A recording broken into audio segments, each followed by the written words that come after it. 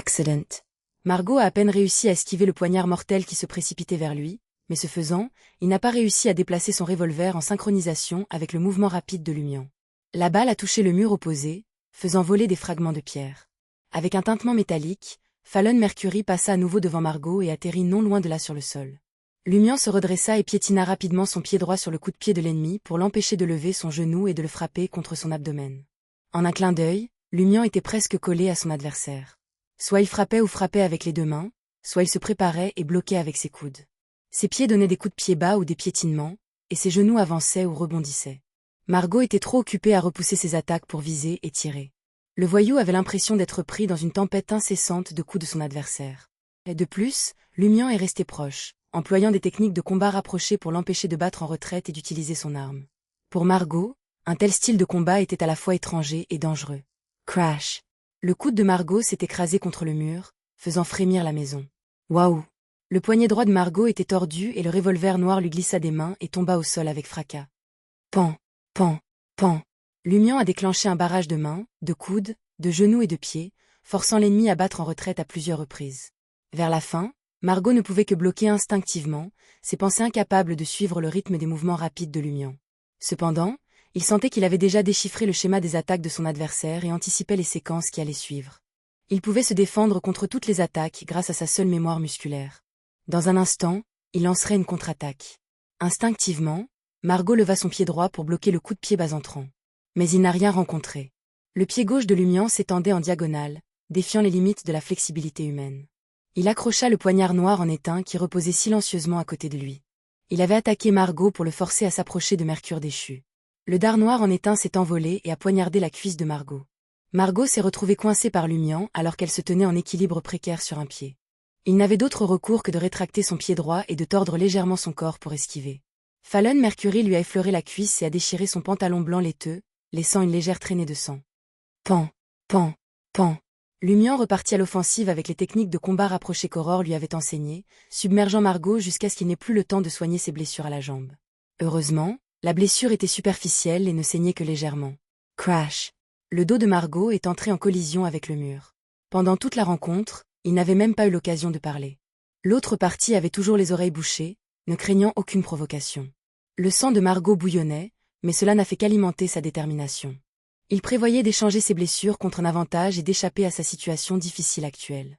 À ce moment, ses bras levés ne rencontraient rien. Il a regardé avec confusion et choc l'homme étrange avec les bandages blancs sur le visage se retirer volontairement et créer de la distance. Ensuite, l'homme mystérieux s'est retourné et s'est enfui. Tandis qu'il courait, il souleva le dague noir en étain avec ses orteils et l'attrapa dans sa main gauche. Momentanément abasourdie, Margot était sur le point de la poursuivre lorsque des pas résonnèrent dans l'allée. En entendant les coups de feu, 2 policiers en patrouille s'étaient précipités avec des revolvers semi-automatiques noirs, alertés par des riverains qui étaient descendus à cause de l'incendie. Que s'est-il passé? Que prépare encore votre poison Spurmob? Demanda l'un des policiers en fronçant les sourcils, reconnaissant le visage de Margot. Margot jeta un regard dédaigneux aux 2 officiers en chemise blanche, gilet noir et manteau d'uniforme noir, et répondit « J'ai été attaqué. » Officier, il est trop tard. Bien qu'il ait dit cela, il était secrètement soulagé que la police ne soit pas arrivée plus tard et ait fait fuir l'homme mystérieux. Sinon, il aurait pu être pourchassé.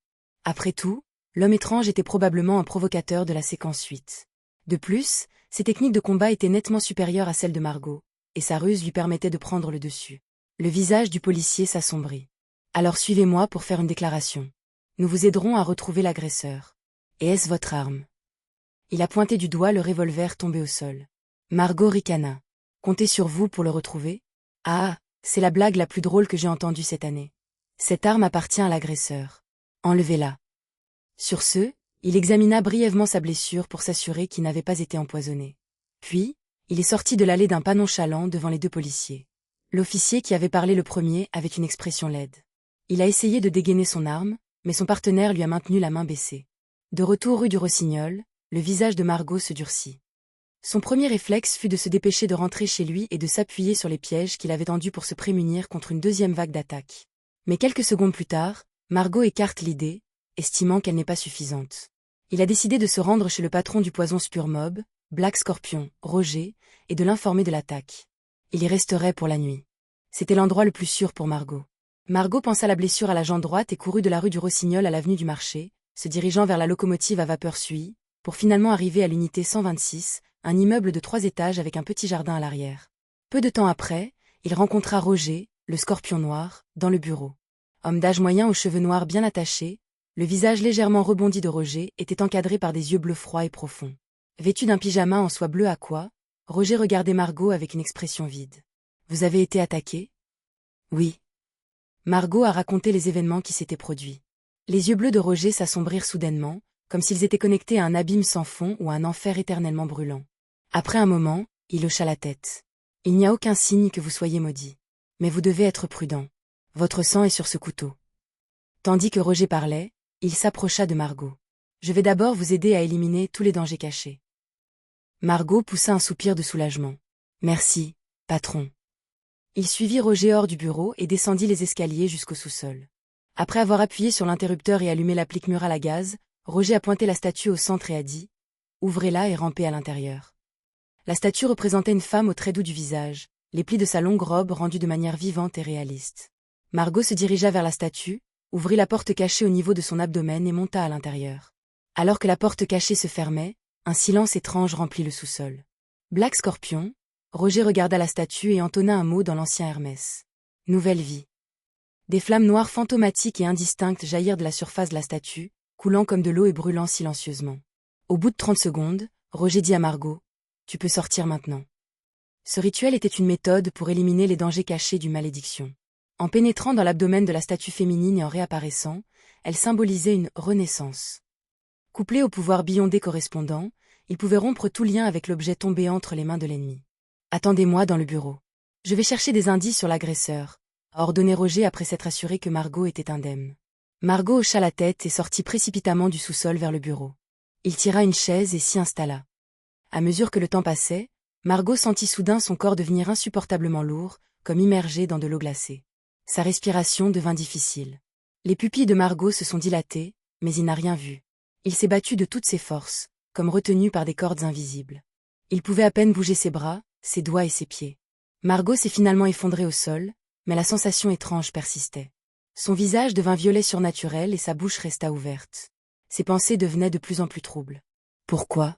C'est avec cette question en tête que Margot succomba à l'obscurité envahissante.